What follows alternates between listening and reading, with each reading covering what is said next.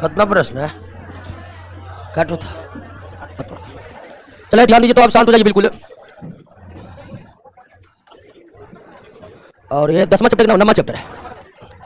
चलिए आप लोग को अलग से बोलना पड़ेगा, शांत हो जाइए, बातचीत बंद कर दीजिए।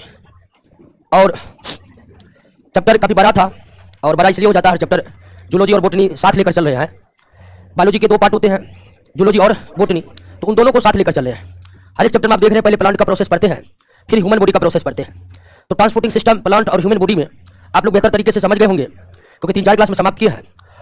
लेकिन पढ़ने का जो वास्तविक मतलब यह है, हम लोग जो पढ़ रहे हैं उसका वास्तविक मतलब यही है कि उस पर आधारित, यानी जो प्रश्न पढ़ रहे हैं उस पर आधारित प्रश्न बननी चाहिए।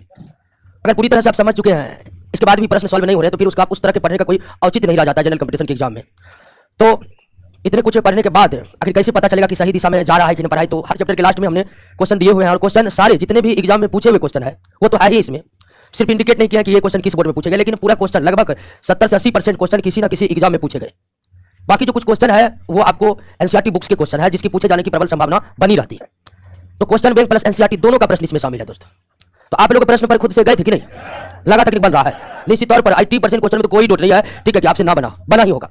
तो आइए एक एक करके प्रश्नों को देखते हैं। और कुछ ज्यादा प्रश्न है तो काफी कुछ पढ़ा चुके, तो थोड़ा स्पीड में रहेंगे और कोई खास दिक्कत होगा नहीं आपको। पहला प्रश्न पढ़ाइए, सजीवों में पाए जाने वाले परिवहन तंत्र यानी कि ट्रांसपोर्टिंग सिस्टम के क्या कार्य है? तो ट्रांसपोर्टिंग सिस्टम के 2 ही कार्य हैं, उपयोगी पदार्थों को प्रत्येक कोशिकाओं तक पहुंचाना, अनुपयोगी पदार्थों को कोशिका से बाहर निकालकर गंतव्य स्थान तक पहुंचाना ताकि वे शरीर से बाहर हो जाए। यही 2 कार्य है, कोई और तीसरा कार्य परिवहन तंत्र का नहीं है। और इस तरह से इस प्रश्न का उत्तर में पहला कार्य उपयोगी पदार्थों को उनके मूल स्रोत से शरीर के प्रत्येक कोशिकाओं तक पहुंचाना। उपयोगी पदार्थ के मूल स्रोत, जैसे कि ऑक्सीजन का मूल स्रोत फेफड़ा है, भोजन का मूल स्रोत छोटी आंत है, तो वहां से शरीर के प्रत्येक कोशिकाओं तक पहुंचाना। यह कार्य अनुपयोगी और हानिकारक पदार्थों को कोशिका से निकालकर गंतव्य स्थान तक पहुंचा देना, ठीक है, मतलब जैसे कार्बन डाइऑक्साइड को फेफड़ा तक पहुंचा देना ताकि वे श्वास के माध्यम से बाहर निकल जाए, ठीक है, और कोई हानिकारक पदार्थ को ब्लड में डाल देना ताकि वो किडनी के द्वारा बाहर निकलकर मूत्र के माध्यम से शरीर के बाहर निकल जाए। तो इसका आंसर क्या होगा?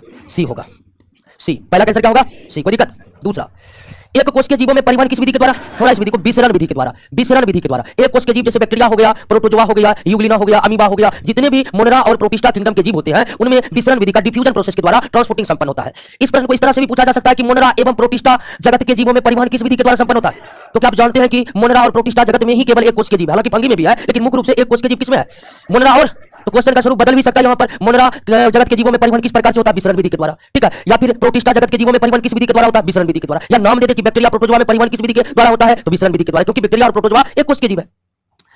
पानी में घुलित लवणों का, पानी में घुलित लवण की जब तक बात होगी क्या होगा? जाइलम। हम जानते हैं कि जल का परिवहन जाइलम के द्वारा होता है और खनिज लवणों का परिवहन जल में घुलकर होता है, और जल में जब खनिज लवण घुल जाते हैं तो निश्चित तौर पर उसका परिवहन जाइलम के द्वारा ही किया जाएगा। तो पानी एवं घुलित लवणों का परिवहन जाइलम के द्वारा होता है। पौधे में खाद्य पदार्थों का परिवहन किसके द्वारा? फ्लोएम के द्वारा होता है। खाद्य पदार्थों का परिवहन फ्लोएम के द्वारा होता है। निम्न कथनों पर विचार कीजिए, पौधे में परिवहन का कार्य जाइलम तथा फ्लोएम उत्तक के द्वारा होता है। बिल्कुल सही है, जाइलम तथा फ्लोएम को संवहन उत्तक भी कहते हैं। बिल्कुल, संवहन उत्तक मतलब भस्कुलर टिश्यू, भस्कुलर टिश्यू की जगह भस्कुलर बंडल का भी इस्तेमाल होता है, या भस्कुलर सिस्टम का भी इस्तेमाल हो सकता है। तो भस्कुलर टिश्यू हो, भस्कुलर बंडल हो, भस्कुलर सिस्टम हो, उसके मुख्य उत्तक जाइलम तथा फ्लोएम है। और इस तरह दोनों कथन आपका क्या है? सही है। दोनों कथन आपका क्या है? सही है। पौधे में खाद्य पदार्थों का परिवहन किस रूप में होता है? सुक्रोज के रूप में। पौधे में प्रकाश संश्लेषण के द्वारा ग्लूकोज बनते हैं, ग्लूकोज तुरंत किसमें बदल जाते हैं? सुक्रोज में। और पौधों में भोजन का संचय स्टार्च के रूप में होता है। भोजन का संचय किस रूप में? स्टार्च के रूप में। तो बनता है ग्लूकोज, एक जगह से दूसरी जगह जाता है सुक्रोज और जमा होता है स्टार्च। निम्नलिखित में किस वर्ग के पौधे में संवहन उत्तक, संवहन उत्तक मतलब जाइलम और फ्लोएम, यानी पूछ रहा है किस पौधे में जाइलम और फ्लोएम नहीं पाए जाते? थैलोफाइटा में भी नहीं पाए जाते हैं और ब्रायोफाइटा। थैलोफाइटा यानी शैवाल, ब्रायोफाइटा में माउस, लिवर बट, रिक्सिया, मर्केसिया, कई तरह के पेड़ पौधे हैं। एक बार आप देख लीजिएगा इस ब्रायोफाइटा के। थैलोफाइटा और ब्रायोफाइटा में संवहन उत्तक यानी कि जाइलम और फ्लोएम नहीं पाए जाते। बाकी सभी प्लांट टेरिडोफाइट में, जिम्नोस्पर्म में, एंजियोस्पर्म में ये संवहन उत्तक अर्थात जाइलम फ्लोएम पाए जाते हैं। पौधे में पानी की आपूर्ति किस विधि द्वारा होता है? परासरण। पानी की आपूर्ति जाइलम के द्वारा नीचे से ऊपर की ओर जिस भी विधि द्वारा होता है वह परासरण है, ऑस्मोसिस है। जाइलम के द्वारा जल के ऊपर चढ़ने में परासरण ऑस्मोसिस की भूमिका सबसे ज्यादा होती है। नेक्स्ट, पौधे की जड़ों से पौधे के शीर्ष की ओर, पौधे की जड़ों से पौधे के शीर्ष की ओर परिवहन क्या कहलाता है? रसाकर्षण। अंग्रेजी भी नाम याद रखेगा, एसेंट ऑफ सैप। रसाकर्षण को अंग्रेजी में एसेंट ऑफ सैप कहते हैं। तो जाइलम के द्वारा जल का परिवहन नीचे से ऊपर की ओर रसाकर्षण कहलाता है, एसेंट ऑफ सैप कहलाता है। नेक्स्ट, जाइलम में जल का परिवहन किस दिशा में होता है? केवल एक दिशा में, जड़ से तना की ओर होता है, केवल एक दिशा में होता है, नीचे से ऊपर की ओर। लेकिन फ्लोएम के द्वारा दोनों दिशाओं में होता है। फ्लोएम के द्वारा भोजन का परिवहन सुक्रोज के रूप में दोनों दिशाओं में होता है, पत्ते से जड़ की ओर, जड़ से तना की ओर, पत्ते से जड़ की ओर, जड़ से तना की ओर। नेक्स्ट, पौधे के जाइलम उत्तक के संबंध में निम्न कथनों पर विचार करें। जाइलम उत्तक के संबंध में इसकी अधिकांश कोशिकाएं जीवित होती है? नहीं, जाइलम की अधिकांश कोशिका क्या होती है? मृत होती है, मृत होती है। जाइलम और फ्लोएम दोनों चार चार कोशिकाओं से बने होते हैं। ये दूसरा चैप्टर बायोलॉजी का पढ़ाए थे। जाइलम के 4 कोशिकाओं में 3 मृत होते हैं, फ्लोएम के 4 कोशिकाओं में 3 जीवित होते हैं। यह खाद्य पदार्थों का परिवहन करता नहीं, खाद्य पदार्थों का परिवहन कौन करता? इनमें खाद्य पदार्थों का ऊपर, खाद्य पदार्थों के परिवहन जाइलम के संबंध में सभी कथन क्या है? असत्य लिख लीजिए, सभी कथन असत्य, क्योंकि कोई भी ऑप्शन सटीक नहीं है। सभी कथन क्या है? असत्य है। सभी कथन यहाँ पर क्या है? असत्य है। फिर यहाँ जालम की जगह फ्लोएम निकाल लेंगे तो उसके संबंध में सारे कथन क्या हो जाएंगे? सत्य हो जाएंगे। क्लियर हो गया? मिट्टी में पाए जाने वाले जल का अवशोषण सर्वप्रथम जड़ के मूल रोम के द्वारा होता है। जड़ के मूल रोम के द्वारा होता है। पौधे मिट्टी से किस प्रकार का जल ग्रहण करते हैं? केवल कोशिका जल ग्रहण करते हैं। और पौधे अगर पानी के अभाव में सूख गया है तो इसका मतलब यह नहीं है कि मिट्टी में पानी की कमी है, इसका मतलब यह है कि मिट्टी में कोशिका जल की क्या हो चुकी है? कमी हो चुकी है। विसरण की जिस विधि द्वारा जल जड़ों में प्रवेश करता है उसे क्या कहते हैं? जब भी बात किसकी होगी? विसरण की होगी। विसरण की प्रक्रिया में ऊर्जा का कोई इस्तेमाल नहीं होता है और ऐसा परिवहन जिसमें ऊर्जा का इस्तेमाल न हो उसे क्या कहते हैं? निष्क्रिय अवशोषण कहते हैं, पैसिव एब्जॉर्प्शन कहते हैं। ऐसी विधि जिसमें यानी परिवहन की वह विधि जिसमें ऊर्जा की आवश्यकता होती है उसे हम क्या कहेंगे? सक्रिय। या ऐसा अवशोषण जो अवशोषित होने में ऊर्जा ले रहा है तो उसे हम क्या कहेंगे? विसरण की विधि में किसी भी सजीव को कोई ऊर्जा खर्च करने की जरूरत नहीं पड़ती है, इसलिए यह क्या होगा? निष्क्रिय अवशोषण होगा। जड़ के मूल रोमों द्वारा जल का अवशोषण तब होगा जब मृदा में लवणों की लवण से तो कोई मतलब है नहीं जल को, जब पौधा तेजी श्वसन और जल से तो कोई मतलब नहीं है। मूल रोम मृदा से विभेदक पारगम झिल्ली से अलग हो, मृदा मूल रोम से अलग हो जाएगा तो कैसे होगा? यानी ABC किसी भी शर्त पर होगा ही नहीं, ABC किसी शर्त पर होगा ही नहीं। तो बच गया आपका कौन? डी। कोशिका रस में विलय की सांद्रता अधिक हो, यानी मूल रोम के कोशिका में कोशिका रस की सांद्रता जब अधिक होती है तो बाहर जल की सांद्रता घट जाती है और उसके बाद जल मूल रोम में क्या होने लगते हैं? प्रवेश करने लगते हैं। यानी कि जल के अवशोषण तब होगा जब मूल रोम के कोशिकाओं में कोशिका रस की सांद्रता क्या होगी? अधिक होगी। और जब मूल रोम के कोशिका में कोशिका रस की सांद्रता अधिक होगी तो निश्चित तौर पर मिट्टी के जल की सांद्रता क्या होगी? कम होगी और अवशोषण के लिए यही स्थिति का होना अनिवार्य है। आंसर क्या होगा? डी। निम्न कथनों पर विचार कीजिए। पौधे में परिवहन का कार्य जाइलम तथा फ्लोएम ऊतकों के द्वारा संपन्न होता है। बिल्कुल। पौधे में होने वाले परिवहन में वाष्पोत्सर्जन की कोई भूमिका नहीं होती है। बिल्कुल भूमिका होती है। जल का परिवहन वाष्पोत्सर्जन के बिना होगा ही नहीं। जल के परिवहन के लिए जाइलम के द्वारा जल के परिवहन के लिए वाष्पोत्सर्जन का होना अनिवार्य है। वाष्पोत्सर्जन नहीं होगा तो ऊपर में न्यून दाब के क्षेत्र नहीं बनेंगे, फलस्वरूप जल का परिवहन संभव नहीं होगा। दोस्तों तो पहला कथन सही है जबकि दूसरा क्या है? गलत है। पहला कथन सही है जबकि दूसरा गलत है। नेक्स्ट, विभिन्न प्रकार के पोषक पदार्थ यानी कि सुक्रोज की बात हो रही है, का परिवहन पौधे के एक भाग से दूसरे भाग किस विधि के द्वारा होता है? एक्टिव ट्रांसपोर्ट होता है। पौधों में फ्लोएम के द्वारा पोषक पदार्थों के परिवहन के लिए ऊर्जा का इस्तेमाल किया जाता है और ऐसा परिवहन जो ऊर्जा का इस्तेमाल करे या ऐसा परिवहन जिसमें ऊर्जा का इस्तेमाल होता है उसे हम क्या कहते हैं? एक्टिव ट्रांसपोर्ट कहते हैं। ठीक है, एक्टिव ट्रांसपोर्ट कहते हैं।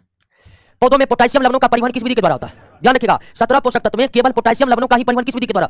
अन्य जितने भी पोषक तत्व है सबका क्या होता है? सक्रिय पारगमन होता है। 17 पोषक तत्व में पोटेशियम ही एकमात्र अपवाद है जिसका परिवहन किस विधि के द्वारा हो रहा है? विसरण विधि के द्वारा हो रहा है। बाकी सभी पोषक तत्व का सक्रिय पारगमन होता है अर्थात एक्टिव ट्रांसपोर्ट होता है। पानी के अंदर काटे हुए फूल अधिक समय तक ताजा रहते हैं क्योंकि पानी का स्तंभ बुलबुलों के कारण बंद, यानी कि पानी के अंदर काटे गए फूल में जो जाइलम बने हुए हैं, जाइलम में जो जल ऊपर की ओर चढ़ता है वह पानी का स्तंभ जाइलम में बना ही रहता है और पानी की आपूर्ति फूल में लगातार होती ही रहती है, जिसके कारण फूल सूखते यानी नहीं है जल्दी या अधिक समय तक ताजे बने रहते हैं। तो पानी के अंदर काटे हुए फूल अधिक समय तक ताजा रहते हैं। इसका क्या कारण है? इसका कारण है पानी का स्तंभ। और पानी का स्तंभ कहां? तो इस फूल के जाइलम ऊतक में बुलबुलों के कारण बंद नहीं होता है और जब जाइलम में पानी का स्तंभ बना हुआ है यानी पानी की आपूर्ति हो रही है तो इस कारण ही यह अधिक समय तक क्या बना रहता है? ताजा बना रहता है। इसका आंसर सी होगा। बहुत बार कंफ्यूजन हो जाता है तो इसको सुधार लीजिएगा, सी ही होगा। जल तथा घुलनशील लवण का मूल रोम से पत्तियों तक पहुंचने की क्रिया किस ऊतक के द्वारा संपन्न? जाइलम के द्वारा संपन्न होती है। जल की बात होगी, जाइलम की बात होगी। पौधे के बाहरी वायवीय भाग से जलवाष्प के निकलने की प्रक्रिया क्या कहलाती है? वाष्पोत्सर्जन। जलवाष्प निकलने की प्रक्रिया वाष्पोत्सर्जन कहलाती है। एक पेड़ अपने पूरे जीवन काल में अपने बाहर का कितना गुना जल वाष्पोत्सर्जन करती है? 100 गुना जल को वाष्पोत्सर्जित करती है। पौधे में वाष्पोत्सर्जन की क्रिया मुख्य रूप से पत्तियों में स्थित रंध्र के द्वारा, यहाँ मुख्य रूप से पूछ रहे थे, मुख्य रूप से रंध्र के द्वारा ही होता है। 90% तक वाष्पोत्सर्जन रंध्र के माध्यम से संपन्न होता है, हालांकि हल्का फुल्का वात रंध्र के माध्यम से भी होता है। पौधे का सबसे ज्यादा वाष्पोत्सर्जन किसके द्वारा? पत्तियों में स्थित रंध्र के द्वारा। 90% से भी ज्यादा वाष्पोत्सर्जन की प्रक्रिया पत्तियों के द्वारा होता है और पत्तियों के रंध्र के द्वारा होता है। दोस्तों निम्नलिखित स्थितियों में कौन वाष्पोत्सर्जन को अत्यंत तेज कर देगा? वाष्पोत्सर्जन की प्रक्रिया केवल दिन में चलती है, रात में बिल्कुल बंद हो जाती है। लेकिन दिन में भी वाष्पोत्सर्जन एक समान रूप से कभी घट जाता है कभी, और कब घटता है कब बढ़ता है इसकी पूरी जानकारी आपको मिल चुकी है। तो अत्यंत तेज कर देगा जब वायुमंडल में आर्द्रता क्या हो? तापमान, यानी तापमान बढ़ेगा तो वाष्पोत्सर्जन की दर बढ़ जाएगी। और अगर वायु में आर्द्रता की कमी होगी, आर्द्रता का मतलब नमी, वायुमंडल में नमी आर्द्रता कम होगा, वाष्पोत्सर्जन बढ़ेगा। वायुमंडल में आर्द्रता बढ़ेगी, वाष्पोत्सर्जन घटेगी। ठीक, तापमान बढ़ेगा, वाष्पोत्सर्जन बढ़ेगा, तापमान घटेगा, वाष्पोत्सर्जन घटेगा। रंध्रों के खुलने और बंद होने के लिए निम्नांकित में किसकी मुख्य भूमिका होती है? द्वार कोशिका गार्ड सेल की होती है। एक रंध्र के दोनों तरफ 2 गार्ड सेल होते हैं जो रंध्र को दिन में खोले रहते हैं और रात में क्या कर देते हैं? बंद कर देते हैं। रंध्रीय वाष्पोत्सर्जन किस समय बिल्कुल रुक जाता है? रात में रुक जाता है, क्योंकि रात में द्वार कोशिका रंध्र को क्या कर देते हैं? बंद कर देते हैं। हालांकि जब रंध्र बंद होता है तो बंद रंध्र से भी हवाओं का यानी गैसों का आदान प्रदान हो सकता है, लेकिन जल का वाष्प के रूप में बाहर नहीं निकल सकता है। रंध्र दिन में ही खुलते हैं क्योंकि द्वार कोशिकाएं पतली भित्ति वाली होती है, नहीं गैसों के आदान प्रदान में मदद करती, नहीं पतली भित्ति वाली द्वार कोशिकाएं नहीं होती है, गैसों के आदान प्रदान में रंध्र मदद करता है। सेम के बीच क्या आकार होती है? द्वार कोशिका की आकृति निश्चित तौर पर किसकी तरह होती है? सेम के बीच की तरह होती है, लेकिन द्वार कोशिका की आकृति रंध्र के खुलने और बंद होने में कोई भूमिका नहीं निभाती है। यानी अब आंसर क्या होने वाला है? डी, प्रकाश संश्लेषण करती है और परासरणीय रूप से सक्रिय शर्कराओं का निर्माण करती है, और द्वार कोशिका द्वारा परासरणीय रूप से सक्रिय शर्कराओं के निर्माण प्रक्रिया से ही रंध्र खुलते हैं और बंद होते हैं। इसका आंसर क्या हो जाएगा? डी। इसमें भी कोई कंफ्यूजन नहीं पालना है, इसका आंसर डी होगा। समझने में थोड़ा बहुत इसको प्रॉब्लम होता होगा कि ऐसा कैसे हो जाता है, लेकिन दोस्तों ऐसा ही होता है। 29 का डी। निम्नलिखित में किस पौधे में रंध्र नहीं पाए जाते हैं? जलोद्भिद, जलीय पौधे, जल में उगने के लिए अनुकूलित पौधे में कोई रंध्र नहीं पाए जाते। मरुद्भिद यानी जेरोफाइट प्लांट में पाए जाते हैं, लेकिन इस प्लांट के रंध्र नीचे धसे हुए होते हैं। स्थलीय पौधे में तो पाए ही जाते हैं। तो जलोद्भिद यानी कि हाइड्रोफाइट प्लांट में रंध्र नहीं पाए जाते। पत्तियों में होने वाला निम्नलिखित में कौन सा प्रक्रम यानी कि प्रोसेस, कौन सा प्रक्रम या प्रोसेस उसके तापमान को कम करता है? तो यह एकमात्र वाष्पोत्सर्जन। मानव के शरीर में पसीने निकलने की प्रक्रिया के द्वारा मानव के शरीर का तापमान नियंत्रित होता है और पौधे में यह प्रक्रिया वाष्पोत्सर्जन के द्वारा होता है। वाष्पोत्सर्जन के कारण ही पौधे के शरीर का तापमान संतुलित रहता है। पौधे द्वारा मिट्टी से प्राप्त जल का कितना प्रतिशत उपयोग? 10%, मात्र 10%।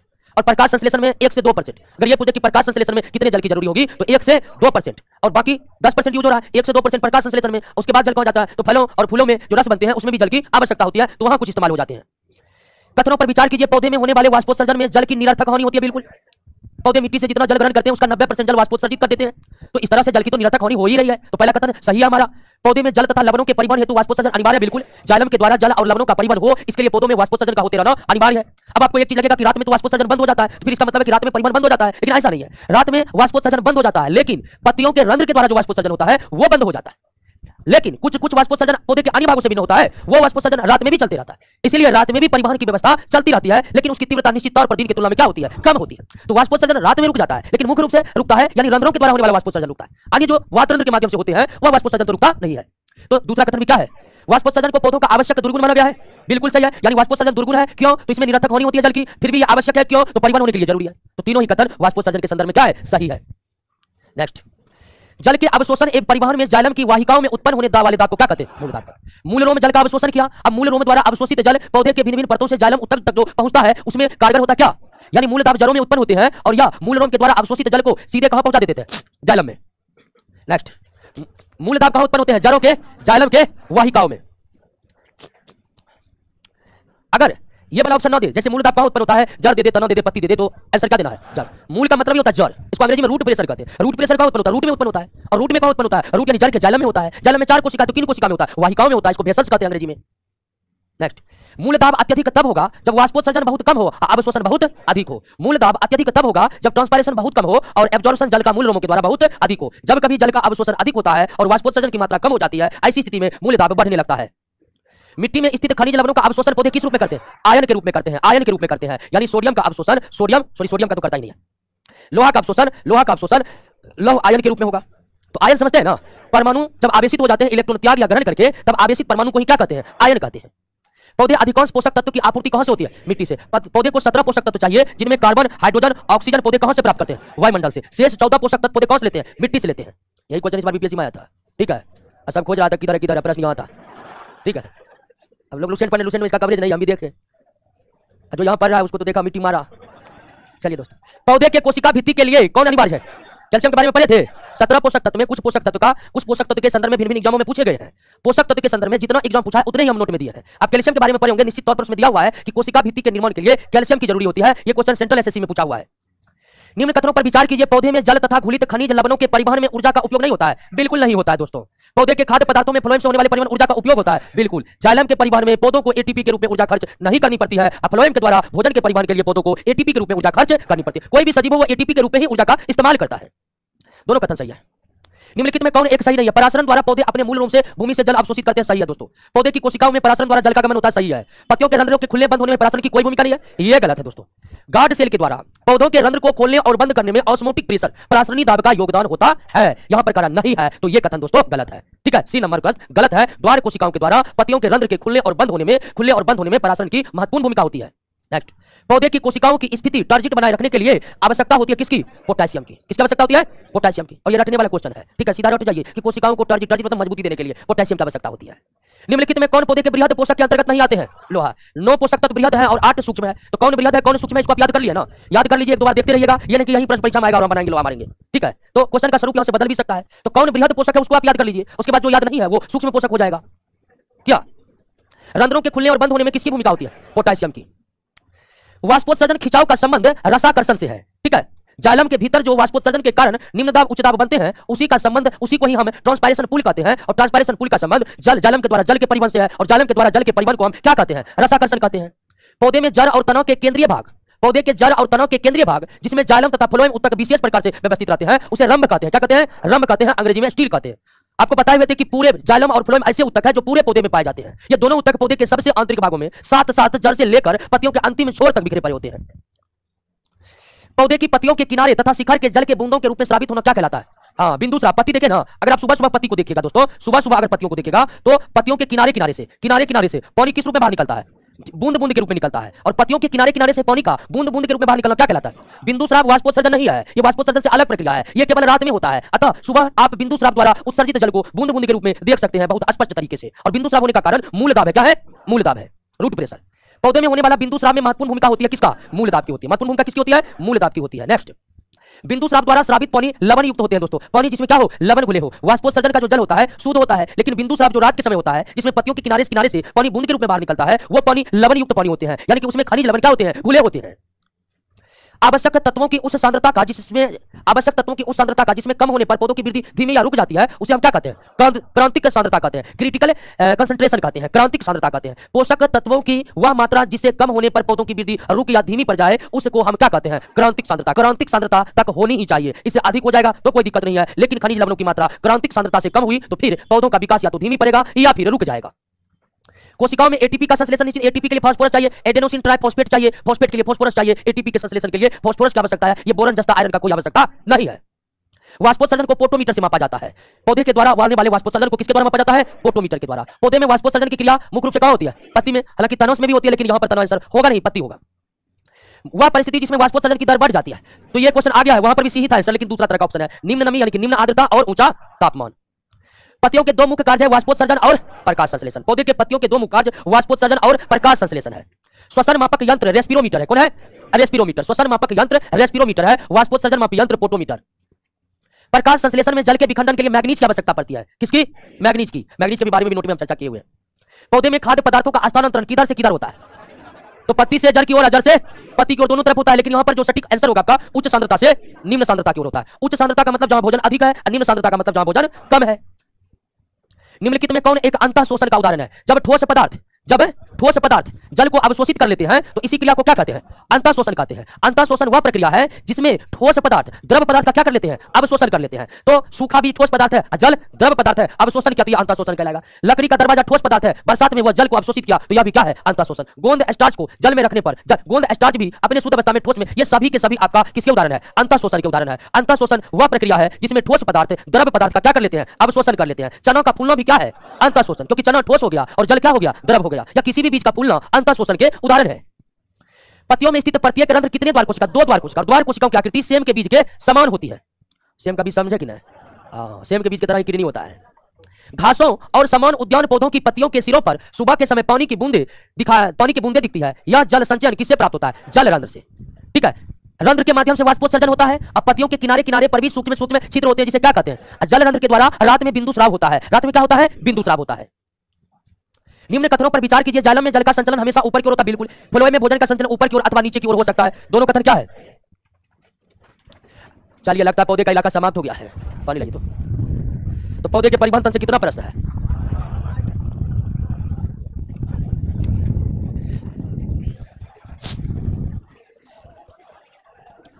क्या हुआ रजनीश कुमार का रिप्ले क्यों नहीं देते हैं? दोस्तों रिप्ले देंगे फिर आपका क्लास लेट हो जाएगा, इसलिए रिप्ले नहीं दे रहे हैं। बाइलिंगुअल मतलब दोनों भाषा में है। चलिए, बाइलिंगुअल तो लाना अब संभव नहीं है। आइए तीसरा, बातचीत नहीं लगता है कितना बड़ा टेंशन उतर गया है। टेंशन बनाए रखिए, तभी मस्तिष्क समझने के लिए उत्सुक रहता है।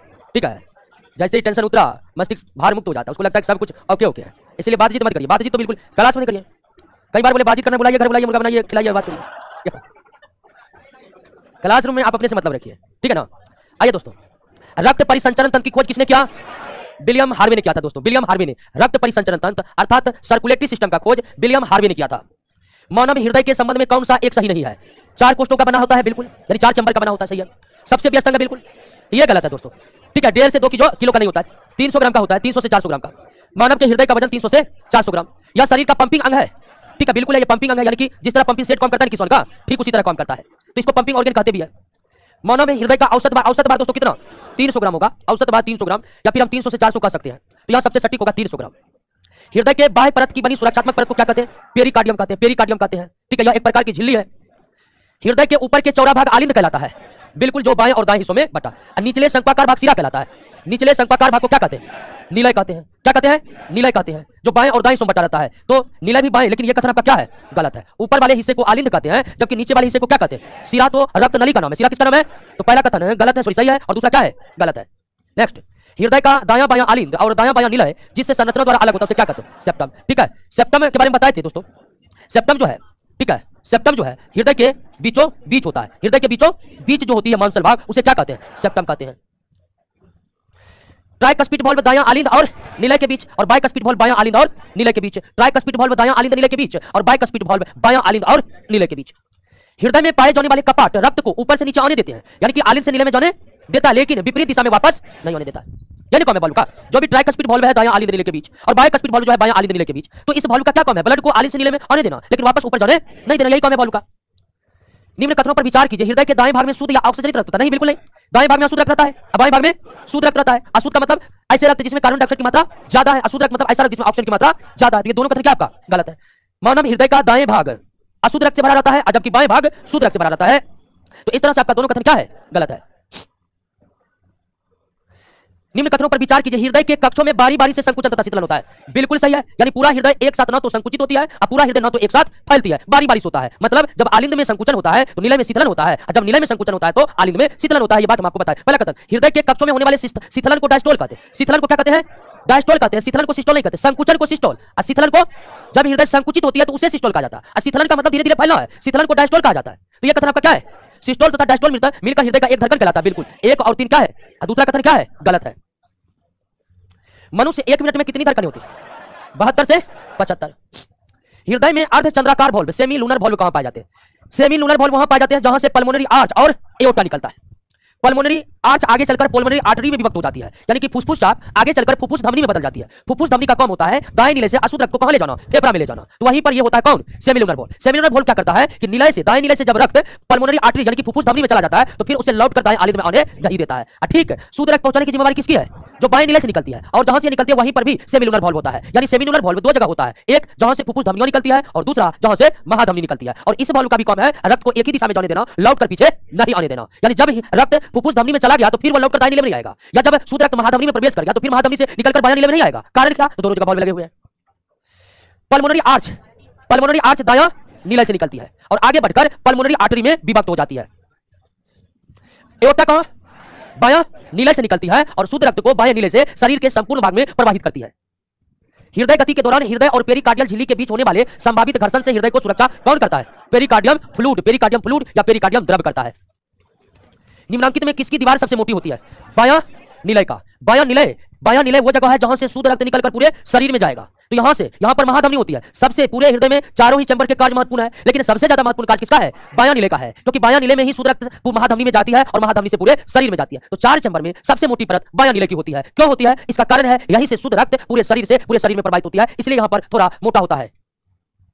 अग्र तथा पश्च महाशिरा pre caval and post caval band पूरे शरीर से अशुद्ध रक्त लाकर कहां खुलती है? दायां आलिंद में खुलती है। एक स्वस्थ व्यक्ति का सामान्य स्थिति में रक्तदाब 120/80 मिलीमीटर पारे की ऊंचाई के बराबर। ब्लड प्रेशर महाधमनी उसकी मुख्य शाखाओं में रक्त प्रवाह का दबाव है। ब्लड प्रेशर मुख्य रूप से महाधमनी एवं उसकी मुख्य शाखाओं, और महाधमनी के शाखा को धमनी कहेंगे, यानी रक्तदाब का मतलब मुख्य रूप से धमनियों के दाब से है दोस्तों। रक्त पर दबाव तब उत्पन्न होता है जब निलय क्या होते हैं? संकुचित होते हैं। क्या होते हैं?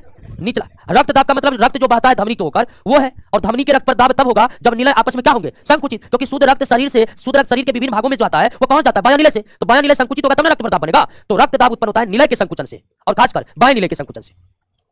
नेक्स्ट, निम्न कथनों पर विचार कीजिए। धमनियों की अपेक्षा शिराओं के रक्त पर दबाव अधिक होता है। बिल्कुल गलत। शिराओं की अपेक्षा धमनियों के रक्त पर दबाव अधिक होता है। यह सही है दोस्तों, दूसरा कथन सही है। पहला कथन क्या है? शिराओं में तो दाब इतना कम होता है कि वहां जगह जगह वॉल्व बने होते हैं कि रक्त पुनः लौटकर शरीर में ही ना चले जाए दोस्तों। दौड़ लगाते समय ब्लड प्रेशर बढ़ जाता है और सोते समय घट जाता है। दौड़ते समय ब्लड प्रेशर बढ़ जाता है और हृदय गतियां भी बढ़ जाती है, और सोते समय रक्तदाब घट जाता है और हृदय धड़कन भी क्या होता है? थोड़ा घट जाता है। नाड़ी दर धमनी से ही मापा जाता है। ठीक है, हाथ को पकड़कर रक्तदाब का अनुभव लगाना नाड़ी दर कहलाता है, या नाड़ी दर मापना कहलाता है, जो मुख्यतः धमनियों से ही मापा जाता है। निलय के संकुचन से रक्त में उत्पन्न होने वाले दबाव को क्या कहते हैं? सिस्टोलिक प्रेशर कहते हैं। ठीक है, और निलय नहीं भी देगा वैसे भी संकुचन का मतलब क्या है? सिस्टोलिक। यहां पर आलिंद ही दे देगा, संकुचन का मतलब ही सिस्टोल है और शीतलन का मतलब ही डायस्टोल है। मानव हृदय में कितने कोष्ठक होते हैं? 4 कोष्ठक होते हैं। मानव हृदय में 4 कोष्ठक होते हैं। मानव हृदय को एक बार धड़कने में 0.8 सेकंड का समय लगता है और 1 मिनट में 72 से 75 बार होते हैं।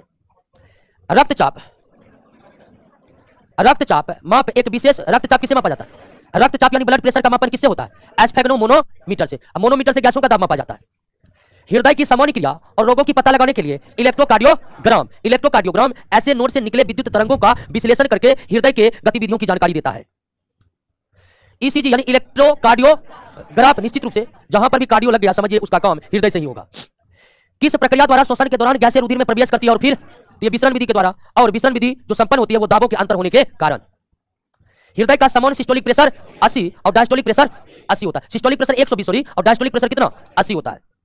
जार्विक सेवन एक प्रकार का कृत्रिम हृदय है जो लिथियम हैलाइड नामक यौगिकों से बना हुआ है। लिथियम हैलाइड नामक यौगिक से बना हुआ। हृदय का कार्य किसकी तरह है? पंपिंग स्टेशन की तरह। ठीक है, हृदय को सेंट्रल पंपिंग ऑर्गन कहा जाता है। मानव के सामान्य जीवन काल में हृदय 2 अरब बार धड़कता है। 1 मिनट में 72 से 75 बार, और पूरे जीवन काल में 2 अरब बार धड़कता है। लब डब की ध्वनि कौन सा आती है? हृदय से आती है। लब डब की ध्वनि निम्नलिखित में कौन सा एक हृदय ध्वनि के संदर्भ में सही है?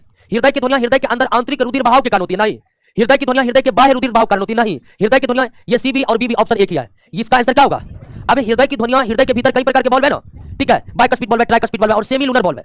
तो हृदय के अंदर जो सेमी लूनर बॉल्व होते हैं, सेमी लूनर बॉल्व कहां होते हैं? 2 जगह, जहां से फुफ्फुस धमनी निकलती है दायां नीले और जहां से महाधमनी निकलती है बायां नीले। इन दोनों जगह सेमी लूनर बॉल्व होते हैं। वही सेमी लूनर बॉल्व के खुलने और बंद होने से हृदय की ध्वनियां उत्पन्न होती है। हृदय की ध्वनियां सेमी लूनर बॉल्व जो होते हैं उसके खुलने और बंद होने के कारण उत्पन्न होती है। या आप कह सकते हैं कि हृदय के अंदर जो बॉल्व है उसके खुलने और बंद होने के कारण ही हृदय में ये ध्वनियां उत्पन्न होती है, लब और डब। हृदय में उत्पन्न लब डब ध्वनि को स्टेथोस्कोप, जिसको आम बोलचाल की भाषा में आला कहते हैं, उससे सुना जाता है। रक्त परिवहन के दौरान हृदय में रक्त का भरना तथा फिर उसका बाहर निकलना डबल सर्कुलेशन कहलाता है। क्या कहलाता है? रक्त परिवहन के दौरान हृदय का रक्त में भरना तथा उसका बाहर निकलना डबल सर्कुलेशन कहलाता है। ध्यान दीजिए, कंफ्यूजिंग करने वाला वर्ड है कार्डियक साइक्लिक। ऐसा नहीं, कार्डियक साइक्लिक का संबंध अलग है, डबल सर्कुलेशन होगा इसका आंसर।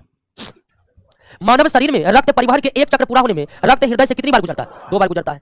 एक बार अशुद्ध रक्त आकर के फेफड़ा में जाता है, एक बार शुद्ध रक्त आकर के शरीर में जाता है। तो कितने बार गया? 2 बार गया। हृदय के एक धड़कन में एक सिस्टोल और एक डायस्टोल शामिल है। एक सिस्टोल एक डायस्टोल शामिल है। मानव शरीर का सेंट्रल पंपिंग ऑर्गन क्या है? हृदय है। पेसमेकर किसको कहते हैं? ऐसे नोड को कहते हैं और इससे एक खास प्रकार का विद्युत तरंग निकलते हैं जो हृदय के धड़कन को क्या करते हैं? नियंत्रित करते हैं। मनुष्य में हृदय गति का नियंत्रण सभी मिलकर करते हैं, लेकिन मुख्य भूमिका किसकी होती है? ऐसे नोड की। जब ये सारे ऑप्शन दे दे, एक और दे दे, सभी ना दे, तो तब आपका आंसर क्या होनी चाहिए? ऐसे नोड होनी चाहिए। लेकिन सभी मिलकर है, नर्वस सिस्टम तो हर चीज को कंट्रोल करने में अपना योगदान देते हैं, इसलिए यहाँ इसका आंसर क्या होगा? डी। पेसमेकर सिस्टम का हिस्सा सब है दोस्तों। ऐसे नोड, ए बी नोड, हिच का बंडल, पुरकेंजे का, इन सभी से विद्युत तरंग गुजरी थी और तब जाकर हृदय का धड़कन नियंत्रित हुआ था। यही सब मिलकर के क्या बनाता है? पेसमेकर सिस्टम बनाता है, जिसका प्रमुख हिस्सा कौन है? ऐसे नोड है। ऐसे नोड एक प्रकार का कैसा ऊतक है? तंत्रिका ऊतक है, जो हृदय के दाएं आलिंद में रहते हैं। हृदय के धड़कनों को नियंत्रित करने हेतु ऐसे नोड से उत्पन्न विद्युत तरंग ऐसे नोड से निकलकर कहां? एबी नोड से, बंडल ऑफ हिस्से, इनमें ऐसे नोड आलिंद में रहते हैं, बाकी ये तीनों नीले वाले भाग में रहते हैं। ये भी बात आप याद रखिएगा। यही ना, ये बताए थे कि नहीं? नेक्स्ट, निम्नलिखित कथनों पर विचार कीजिए। पेसमेकर तंत्र के नियंत्रण हेतु ऐसे नोड पर सिंपैथेटिक और वायगस नामक स्वायत्त तंत्रिका तंत्र जुटे होते हैं। बिल्कुल सही है। सिंपैथेटिक हृदय गति को बढ़ाता है, बिल्कुल सही है। वायगस हृदय गति को घटाता है, ये भी सही है। सारे के सारे कथन क्या है? यानी पेसमेकर सिस्टम तो हृदय गति को नियंत्रित करते ही है, लेकिन उसके अलावा इन दोनों पर एक ऑटोमेटिक नर्वस सिस्टम है, यानी कि स्वायत्त तंत्रिका तंत्र जुटे होते हैं, सिंपैथेटिक और वायगस। सिंपैथेटिक का काम हृदय गति को बढ़ाना और वायगस का काम हृदय गति को घटाना है। कौन एक सही है? संपूर्ण हृदय एक साथ फैलता बिल्कुल नहीं, ना ही एक साथ सिकुड़ता है। तो सबसे सही आंसर क्या होगा? संपूर्ण हृदय एक साथ ना तो फैलता है और ना ही सिकुड़ता है। संपूर्ण हृदय एक साथ ना तो फैलता है और ना ही एक साथ सिकुड़ता है। जब आलिंद फैलता है तो निलय दोनों सिकुड़ते हैं, जब दोनों निलय फैलते हैं तो आलिंद सिकुड़ते हैं। हृदय में विभिन्न कपाट वॉल्व रुधिर के बहाव को नियंत्रित करते हैं और बहाव को वो एक ही दिशा में होने देते हैं, उसके विपरीत नहीं होने देते हैं। चाहे ट्राइकस्पिड वॉल्व हो, बाइकस्पिड वॉल्व हो या सेमी लूनर वॉल्व हो। रुधिर का पीएच कम होने पर हृदय गति बढ़ती है, बिल्कुल सही है। और पीएच मान अधिक होने पर हृदय गति कम हो जाती है, दोनों कथन सही है। सामान्य रुधिर का पीएच मान 7.4 होता है। पीएच मान कम होगा ब्लड का, हृदय गति क्या होगा? बढ़ जाएगा। पीएच मान घटेगा तो हृदय गति अधिक होगा तो हृदय गति कम हो जाएगा। यानी पीएच मान और हृदय गति में उल्टा संबंध है। पीएच बढ़ेगा तो हृदय गति, पीएच घटेगा तो हृदय गति। पीएच मान, ब्लड के पीएच मान और हृदय गति के बीच का संबंध व्युत्क्रमानुपाती है, ये याद रखिएगा, उल्टा है। सिराओं में रक्त का परिवहन किस दिशा में होता है? तो शरीर के विभिन्न अंगों से हृदय की ओर। सिराएं शरीर के विभिन्न अंगों से अशुद्ध रक्त लेकर के उसे कहां पहुंचती है? हृदय में पहुंचती है। तो सिराओं में रक्त का परिवहन शरीर के विभिन्न अंगों से हृदय की ओर होती है। धमनियों में रक्त का परिवहन हृदय से शरीर के विभिन्न अंगों में। धमनी हृदय के शुद्ध रक्त को शरीर के विभिन्न भागों में पहुंचाती है। कोरोनरी वाहिनियों का संबंध केवल और केवल किससे है? यह हृदय के अतिरिक्त कहीं और पर ब्लड का सर्कुलेशन करने के लिए जिम्मेदार नहीं है। पोर्टल वाहिनियां कहां रक्त प्रवाहित करती है? एक अंग से दूसरे अंग जिनमें हृदय शामिल, और यह मुख्य रूप से आहार नाल से लीवर तक ही ब्लड का सर्कुलेशन करता है। पोर्टल वेसल्स एक ऐसी रक्त नलियां है जिसका हृदय से कोई संबंध नहीं होता है। ये पोर्टल वेसल रक्त को मुख्य रूप से आहार नाल के विभिन्न हिस्सों से कहां तक पहुंचाती है? लीवर तक। तो इसका आंसर सबसे सटीक यही होगा। हृदय की क्रिया संचालित होती है इनमें से सभी। हृदय की क्रिया संचालित होती है हार्मोन द्वारा भी होता है। मेडुला ऑब्लोंगेटा ये हमारे मस्तिष्क के हिस्से है, यह भी हृदय गति को नियंत्रित करने में अपना कुछ योगदान देती है और स्वचालित अंग है ही, क्योंकि हृदय के अंदर पेसमेकर सिस्टम बना हुआ है और पेसमेकर सिस्टम के कारण ही हृदय स्वचालित भी है दोस्तों। यानी हृदय अपने गति का स्वयं नियंत्रण पेसमेकर सिस्टम से कर सकता है। तो यहाँ इसका आंसर इनमें से सभी होगा। नेक्स्ट, कौन सी रुधिर वाहिनियों द्वारा ऑक्सीकृत रक्त एओर्टा, एओर्टा मतलब महाधमनी, अरोटा सॉरी, अरोटा यानी कि महाधमनी, और महाधमनी जब धमनी हो गया तो वो शुद्ध रक्त या शुद्ध रक्त को और क्या कहेंगे, ऑक्सीकृत रक्त कहेंगे या शुद्ध रक्त कहेंगे, जो भी कहना है। फेफड़ों में शुद्ध रक्त लाकर फुसफुसिया शिरा कहाँ खुलता है, बायां आलिंद में खुलता है, फिर शुद्ध रक्त बायां आलिंद से नीले में, और फिर बायां नीले से महाधमनी के द्वारा पूरे शरीर में प्रवाहित हो जाती है। कौन सा एक सही नहीं है, सिराएं से होकर अशुद्ध रक्त का परिवहन होता है। सिरा की दीवार धमनी की अपेक्षा पतली होती है, बिल्कुल सही है। सिराओं में रक्त वापस लौटने के लिए जगह जगह वाल्व लगे होते हैं, सही है। सिराओं में रक्त दबाव धमनी की अपेक्षा अधिक होता है, ये गलत है। सिराओं में रक्त दबाव कम होता है इसलिए तो वाल्व बने हुए हैं, धमनी में रक्त दबाव सिरा से अधिक होता है। तो सिराओं में रक्त दबाव धमनी की अपेक्षा अधिक होता है, क्या ये सही है, गलत है। धमनियों में फुफ्फुस धमनी अपवाद है जो अशुद्ध रक्त को हृदय से फेफड़ों में ले जाती है, बिल्कुल। सिराओं में भी फुफ्फुस सिरा अपवाद है जो शुद्ध रक्त को फेफड़ों से हृदय में लाती है। दोनों ही कथन आपका क्या है, सही है, दोनों का एक एक अपवाद है। डब की ध्वनि तब उत्पन्न होती है सेमिलुनर वॉल्व बंद होने से, डब खुलने पर लब, यानी लब डब की ध्वनि सेमिलुनर वॉल्व जो दो जगह है, एक वहां जहां पर फुफ्फुसीय धमनी निकलती है और एक वहां जहां से महाधमनी निकलती है। तो वॉल्व खुलेगा तो लब, बंद होगा तो डब, खुलेगा तो लब, बंद होगा तो डब। हो गया। हृदय की पेशियों को रक्त पहुंचाने का काम किसके द्वारा, कोरोनरी वेसल्स मुख्य रूप से हृदय को ही रक्त पहुंचाती है। फुफ्फुस धमनी की उत्पत्ति दायां नीलय में होती है और यह धमनी अशुद्ध रक्त को दायां नीलय से लेकर फेफड़ों में ले जाती है। किस रक्त नली की दीवारें मोटी, लचीली तथा कपाट विहीन होती है, यह धमनी पतली, लचीली, कपाट युक्त कौन होती है, सिरा। या कि हेपेटिक पोर्टल वेसल्स द्वारा आंत में पचा हुआ भोजन कहां जाता है, लीवर में। हेपेटिक पोर्टल वेसल्स की बात कर रहा है, तो पोर्टल वेसल्स का काम यही है कि आंत यानी छोटी आंत के भोजन को कहां ले जाना। शरीर से हृदय की ओर रक्त ले जाने वाले, शरीर से हृदय तो ये सिरा, और हृदय से शरीर धमनी। प्रत्येक धड़कन या कार्डियक चक्र में हृदय द्वारा 70 ml रक्त पंप किए जाते हैं, ठीक है, कितना 70 है, यानी एक बार धड़केगा हृदय तो 70 ml ब्लड फेंका जाएगा महाधमनी में, 70 ml। निम्न कथनों पर विचार कीजिए, पल्मोनरी सिरा अशुद्ध रक्त को दाहिने नीले फेफड़े में पहुंचाता नहीं, अशुद्ध रक्त को पल्मोनरी धमनी पहुंचाता है, सिरा नहीं। अब पल्मोनरी धमनी का संबंध शुद्ध रक्त से है ही नहीं, तो इस तरह दोनों कथन आपका क्या है, गलत है। तो सही ना तो एक है, ना ही दो है। तुम्हारा लक्षण हमको नहीं लगता दरोगा बनने वाला, क्या करिए, पन्ना उलट, एक बार उधर जा रहा है, इधर जा रहा है, अल्लाह नहीं देख रहा कब समाप्त होगा, पलट के, ठीक है। दरोगा बनना तो समाप्त होना की, समाप्त उसी दिन होगा जिस दिन ज्वाइनिंग लेटर आपका आएगा। जब तक ज्वाइनिंग लेटर नहीं आएगा समाप्त होने वाला है, नहीं होने वाला है। हाँ चलिए दोस्तों, तो ध्यान बनाए रखिए, ऐसा नहीं कि हम बढ़ा दिए सिलेबस को बड़ा कर दिया है, ये सब चीज हमने किए हैं, पूछा हुआ प्रश्न वही करवा रहे हैं, ध्यान दीजिए। तब से पन्ने उलट रहा है, एक बार कॉपी का पन्ना उलट रहा है, एक बार बुक का पन्ना उलट रहा है। धमनियों के सबसे बाहरी परत को ट्यूनिका एक्सटर्ना कहते हैं, मध्य परत को ट्यूनिका मीडिया कहते हैं, और धमनियों के सबसे आंतरिक परत को ट्यूनिका इंटीमा कहते हैं। तो इस तरह धमनी कितने परतों से बना हुआ है, 3 परतों से बना हुआ है। ट्यूनिका एक्सटर्ना सबसे बाह्य परत है, ट्यूनिका मीडिया मध्य परत है, जबकि धमनी के सबसे आंतरिक परत को ट्यूनिका इंटीमा कहते हैं। क्लियर हो गया। रक्त तथा लासिका एक प्रकार का तरल संयोजी ऊतक है, हालांकि तरल नहीं रहता तो हम ये भी दे देते, लेकिन इससे बेस्ट आंसर क्या है, बी है, तो बी देना पड़ेगा यहाँ पर। मानव शरीर में रक्त की मात्रा शरीर के भार का लगभग 7% होता है, 7%। लगता है हृदय का इलाका समाप्त हो गया। एक वयस्क मनुष्य में औसतन कितना 5 से 6 लीटर रक्त पाया जाता है। मानव रक्त किसकी उपस्थिति कारण गाढ़ा लसलसा, तो ये एल्ब्यूमिन प्रोटीन के कारण होता है। एल्ब्यूमिन प्रोटीन जहां रहेगा उसे लसलसा बना देगा। पीएच मान रक्त का 7.4 होता है। रक्त का तरल भाग प्लाज्मा, आयतन के हिसाब से प्लाज्मा कितना 55%, प्लाज्मा 55%।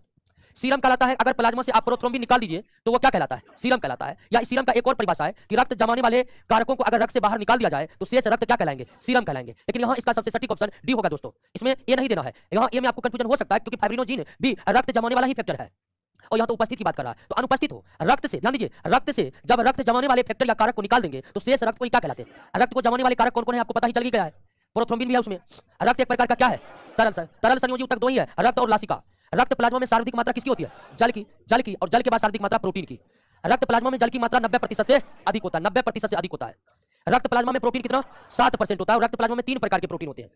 रक्त प्लाज्मा में कौन से प्रोटीन, सभी, एल्ब्यूमिन, ग्लोब्यूमिन और फाइब्रिनोजेन, इन सभी प्रोटीन का निर्माण हमारे यकृत के द्वारा होता है।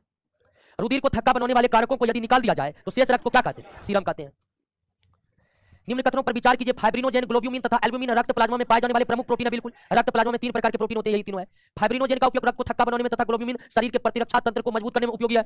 एल्ब्यूमिन का उपयोग परासरणी संतुलन बनाने में होता है। सभी कथन क्या है, इसको आप एक एक करके याद कर लीजिएगा। जैसे पूछ सकता है कि रक्त में परासरणी संतुलन, ऑस्मोटिक बैलेंस बनाने के लिए किस प्रोटीन का योगदान है, एल्ब्यूमिन। प्रतिरक्षा तंत्र को मजबूत करने के लिए कौन प्रोटीन का, ग्लोब्यूमिन। रक्त को थक्का बनाने में कौन प्रोटीन का, फाइब्रिनोजेन। 1-2 बार इस क्वेश्चन को पढ़िएगा, ठीक है। रक्त को थक्का बनाने में किस प्रोटीन को, फाइब्रिनोजेन प्रोटीन। रक्त का थक्का लगभग मानव रक्त कितना रुधिरान ब्लड प्रदेश कितना, या रक्त कोशिकाओं की मात्रा 40 से 45%। रक्त कोशिकाओं की मात्रा 40 से 45%। निम्न में कौन एक सही नहीं है, डी नंबर। रक्त में लाल रुधिर कणिकाओं की संख्या अन्य सभी कणिकाओं से अधिक होती है। बिल्कुल, अकेले आरबीसी 45 से 50 लाख।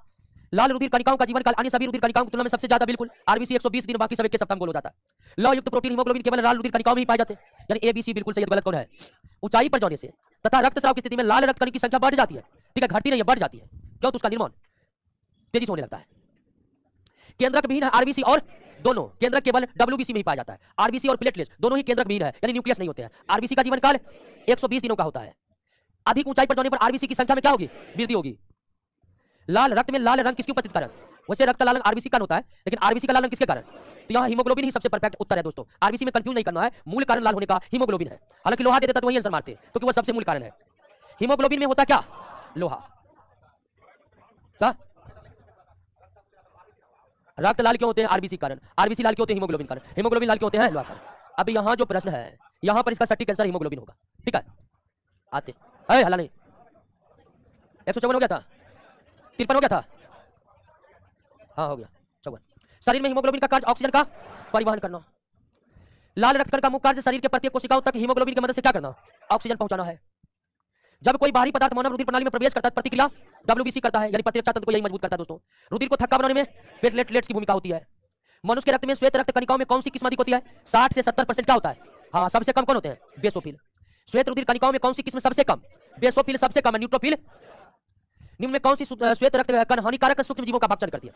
तो मोनोसाइट नहीं, न्यूट्रोफिल और पहले न्यूट्रोफिल, अगर ये हार गया तब उसके बाद मोनोसाइट। हानिकारक सूक्ष्म जीव का भक्षण करने में यही दो है, ठीक है, न्यूट्रोफिल और मोनोसाइट। एंटीबॉडी कौन बनाता है? लिम्फोसाइट बनाता है। एलर्जी युक्त प्रतिक्रियाओं में कौन एसिडोफिल कारगर है? एलर्जी युक्त प्रतिक्रियाओं के दौरान शरीर में एसिडोफिल की मात्रा बढ़ जाती है, जिससे हम एलर्जी से अपनी सुरक्षा कर पाते हैं। हीमोग्लोबिन किस रक्त कण का महत्वपूर्ण घटक है? आरबीसी का महत्वपूर्ण घटक है। एक वयस्क पुरुष के समान यही, एक वयस्क पुरुष के लिए सामान्य हीमोग्लोबिन की मात्रा प्रति 100 ml रक्त में 14.5 ग्राम, 12 से 16 का औसत 14 निकलेगा।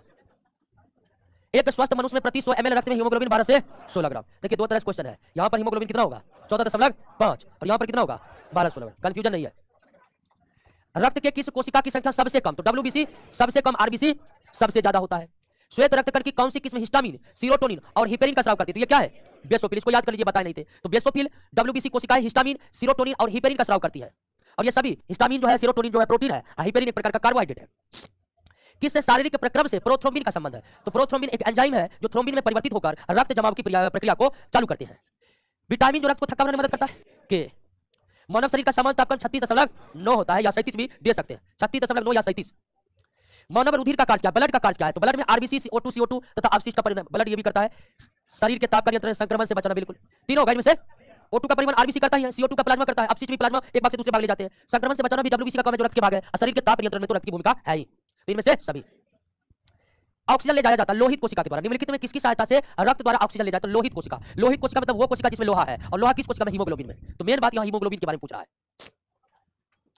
लाल रक्तकण को किस नाम से जाना जाता है? इरेथ्रोसाइट के नाम से। डब्ल्यूबीसी को ल्यूकोसाइट के नाम से। प्लेटलेट्स को, ब्लड प्लेटलेट्स को थ्रोम्बोसाइट्स के नाम से जाना जाता है। किसकी मौजूदगी के कारण शरीर के भीतर रक्त नहीं जमता है? हेपेरिन की मौजूदगी के कारण। हेपेरिन की मौजूदगी के कारण क्या? और नहीं लगाइए, नहीं, शरीर के भीतर, यह थोड़ा मिस्टेक है। शरीर के भीतर रक्त जमेगा तो मर जाएगा आदमी। तो प्रश्न यही होनी चाहिए, और यही है ही। किसकी मौजूदगी के कारण शरीर के भीतर रक्त नहीं जमता? आंसर क्या होगा? ठीक है, अब वही देखिए, अब कोई क्लास नहीं क्या होगा, उसको ये जानकारी नहीं मिलेगा, वर्ड लेगा आंसर डी, ठीक है। जोक में कौन सा थक्का विरोधी रसायन होता है? हीरोडिन। जोक जब रक्त चूसता है तो रक्त थक्का बनते ही नहीं है, क्योंकि जोक रक्त चूसते समय हीरोडिन नामक पिगमेंट को छोड़ देते हैं, जिससे रुधिर कणिकाओं का निर्माण कहाँ होता है? अस्थि मज्जा में होता है। रुधिर कणिकाओं का निर्माण मुख्य रूप से अस्थि मज्जा में होता है। मानव शरीर का ब्लड बैंक किसे कहा जाता है? ब्लड बैंक किसको कहा जाता है? पिलाहा को। लाल रुधिर कणिकाओं का निर्माण कहाँ होता है? अस्थि मज्जा में होता है। लाल रुधिर कणिका यानी आरबीसी का निर्माण अस्थि मज्जा में होता है। निम्न किसको आरबीसी का कब्रिस्तान कहा जाता है? आरबीसी का कब्रिस्तान, हालांकि यकृत को भी कहा जाता है, लेकिन यहाँ आंसर सी ही देना पड़ेगा। सामान्य मानव के खून बहने का समय और जमने का समय कहां से कहां तक होता है? देखिए, खून जमने का सारा काम 10 मिनट के अंदर हो जाता है, ठीक है, 10 मिनट के अंदर हो जाता है। ये दोनों आंसर होगा नहीं, या 15-20 मिनट का खेल हो चुका है। सबसे सटीक आंसर कौन है? सी, यानी बहने का समय 2 से 7 और जमने का समय 3 से 10। 10 मिनट से ज्यादा नहीं लगता है, और इस हिसाब से आपका सबसे सटीक आंसर सी होगा, ए नहीं होगा। प्लेटलेट्स डैश छोड़ते जो रक्त प्लेटलेट्स फट करके थ्रोम्बोप्लास्टिन बना लेते हैं। प्लेटलेट्स हवा के संपर्क में आते ही फट जाते हैं और थ्रोम्बोप्लास्टिन बनाते हैं, जो रक्त को जमाने में मदद करता है। फाइब्रिनोजेन किसके द्वारा फाइब्रिन में परिवर्तित होता है? थ्रोम्बिन एंजाइम के द्वारा, ठीक है। प्रोथ्रोम्बिन नहीं, क्योंकि प्रोथ्रोम्बिन निष्क्रिय होते हैं। क्या होते हैं? तो फाइब्रिनोजेन फाइब्रिन में जो बदलते हैं वो थ्रोम्बिन एंजाइम के कारण बदलते हैं दोस्तों। न्यूट्रोफिल तथा लिम्फोसाइट का उद्गम कहां होता है? अस्थि मज्जा में होता है। कहां होता है? अस्थि मज्जा में होता है। हीमोग्लोबिन के बारे में निम्न कथनों पर विचार कीजिए। रक्त में ऑक्सीजन का संचार करती है, सही है, या यौगिक है, सही है, या कुछ रोगों के प्रति पर यह गलत है? रोगों के प्रति प्रतिरक्षा प्रदान डब्ल्यूबीसी का काम है। हीमोग्लोबिन रक्त को लाल रंग प्रदान करता है, सही है। 1, 2 और 4। वह आयन जो रुधिर प्लाज्मा में नहीं पाया जाता। रुधिर प्लाज्मा में थी, कॉपर था, सोडियम था, क्लोरीन था, मैग्नीशियम था, कैल्शियम था, फॉस्फेट था, लेकिन कॉपर था। श्वेत रक्त कणिकाएं कुल 3, 2, 5 प्रकार के होते हैं। ठीक है, 5 प्रकार के, कुल 5 प्रकार के होते हैं दोस्तों। रक्त ब्लड प्लेटलेट के संबंध में क्या सही है?